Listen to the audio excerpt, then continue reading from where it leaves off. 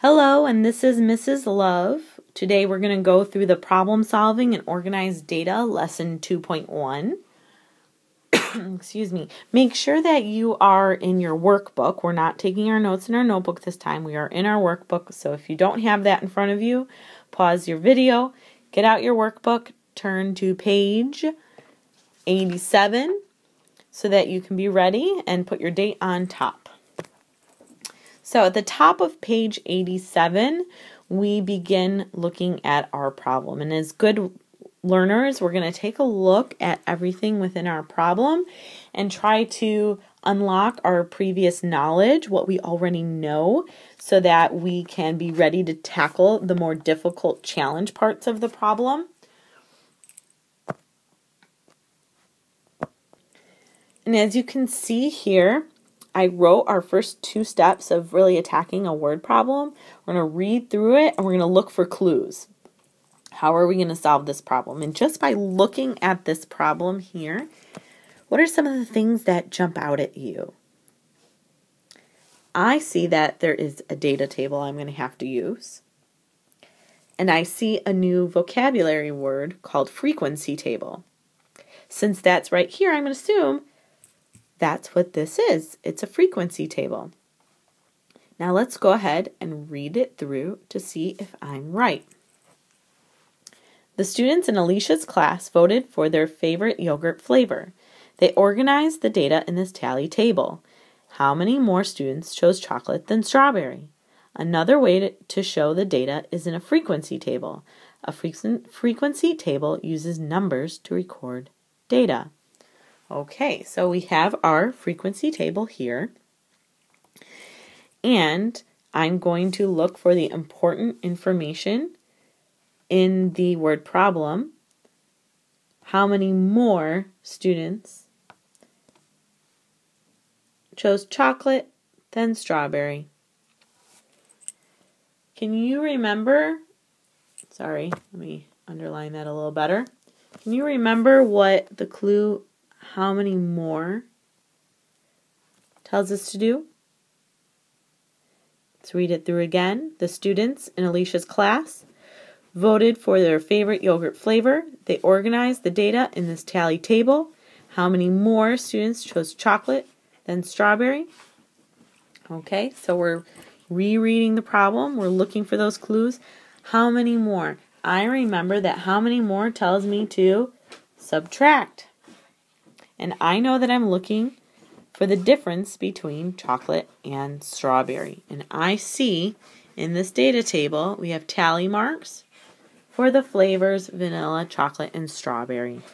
So I'm going to start completing this portion to help me solve this problem. Take a minute and do the first part. Pause the video. Okay, so you should have how many more chose. And I'm going to put C for chocolate, then S for strawberry, yogurt as their favorite. We know that that's what we need to find. What information do I need to use it? Excuse me, what information do I need to use? The data about the favorite yogurt in the tally table. And how am I going to use this information? Again, pause it, complete it on your own. I will count the tallies and put the numbers in the frequency table so I can compare the number of students who chose chocolate to the number of students who chose strawberry. So go ahead and complete the tally chart. Okay, you should have vanilla, chocolate, and strawberry under the flavors. And then under the tallies, again, pause it if you haven't done it yet. Vanilla should have 7 tallies. Chocolate should have 8. And strawberry should have 4. Count the tally marks. We recorded 7 for vanilla. We wrote the other flavors to record the number of tally marks. Now we're going to compare.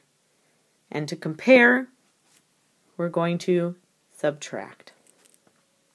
So we have 8 for chocolate, 4 for strawberry, giving us a difference of 4.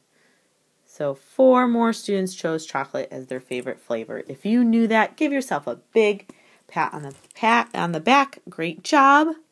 Let's try another problem. Okay, again, let's read it through all the way through once. First, looking for things that we already know, making connections in our brain. 2 classes in Carter's school grew bean plants for a science project. The heights of the plants after 6 weeks are shown in the tally table. The plants were measured to the nearest inch. How many fewer bean plants were 9 inches tall than 7 and 8 inches combined? Ooh, I'm hearing multiple steps here. I want you to pause it, read it through again to yourself, and look for clue words to let you know what kind of math operations you're going to do, as well as what steps you're going to have to do to find the answer to this problem. Okay, so I'm going to do that myself. 2 classes in Carter School grew bean plants. The heights of the plants after 6 weeks are shown in the tally table. The plants were measured to the nearest inch. Okay, I see that, height in inches. How many fewer bean plants were 9 inches tall than 7 and 8 inches combined? Ooh, I know I'm going to have to combine that as my first step. And then I got to figure out how many fewer.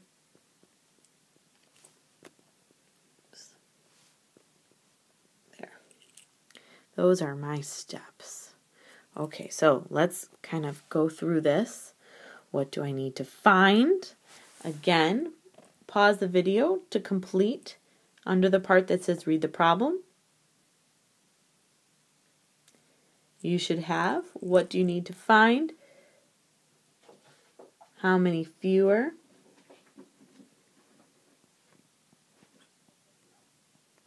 And I can't write the whole sentence, but you have it right here. How many fewer bean plants were 9 inches than the 7 and 8 inches combined? What information do I need to use? If you get stuck on this, you could have gone back to page A7 and notice that it tells you that the information you're going to need to use is your data table. So, the data about bean plant height.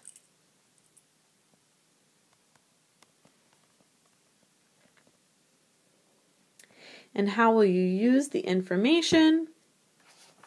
Again, you could have gone back to page 87 to see how they're formatting this, but you should have about how you count the tallies. And then you're going to be comparing, and again, I don't have a lot of room here, but you're comparing the heights of the 9-inch plant to the one of 7 and 8 inches combined. Okay, going over to solving the problem. Record the steps used to solve the problem. Notice, go ahead and write the title here and the heading here. So this is going to be height in inches. And instead of tally, we're going to put the numbers here. Okay.